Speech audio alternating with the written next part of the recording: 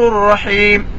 إنما المؤمنون الذين آمنوا بالله ورسوله ثم لم يرتابوا وجاهدوا بأموالهم وأنفسهم في سبيل الله أولئك هم الصادقون.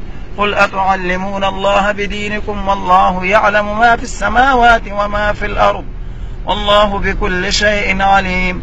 يمنون عليك أن أسلموا قل لا تمنوا علي إسلامكم بل الله يمن عليكم أن هداكم للإيمان إن كنتم صادقين. إن الله يعلم غيب السماوات والأرض والله بصير بما تعملون. بسم الله الرحمن الرحيم.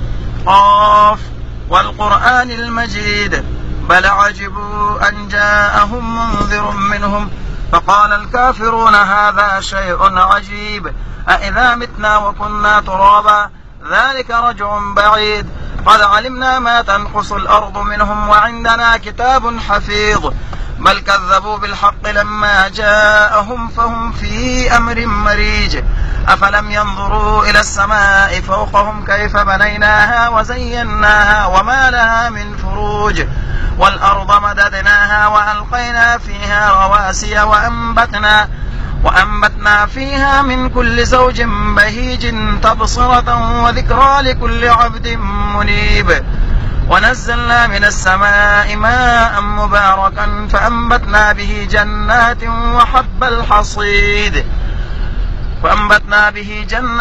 وحب الحصيد والنخل باسقات لها طلع نضيد رزقا للعباد وأحيينا به بلدة ميتا كذلك الخروج كذبت قبلهم قوم نوح وأصحاب الرس وثمود وقوم نوح وعاد وفرعون وإخوان لوط وأصحاب الأيكة وقوم تبع كل كذب الرسل فحق وعيد أفأعينا بالخلق الأول بل هم في لبس من خلق جديد ولقد خلقنا الإنسان ونعلم ما توسوس به نفسه ونحن أقرب إليه من حبل الوريد إذ يتلقى المتلقيان عن اليمين وعن الشمال قعيد ما يلفظ من قول إلا لديه رقيب عتيد وجاءت سكرة الموت بالحق ذلك ما كنت منه تحيد ونفخ في الصور ذلك يوم الوعيد وجاءت كل نفس معها سائق وشهيد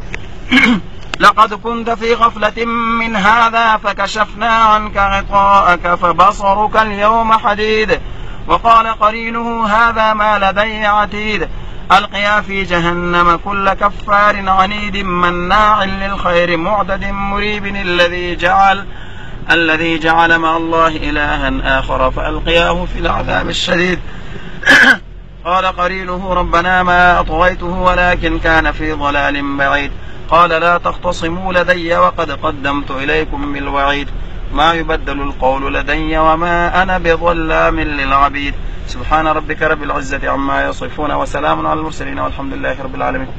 أمين. الحمد لله رب العالمين والصلاة والسلام على أفضل الأنبياء والمرسلين وعلى آله وصحبه أجمعين.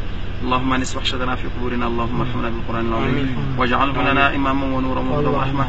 اللهم ذكرنا منه ما نسينا وعلمنا منه ما جهلنا وارزقنا تلاوته آناء الليل وآناء النهار واجعله لنا حجة يا رب العالمين.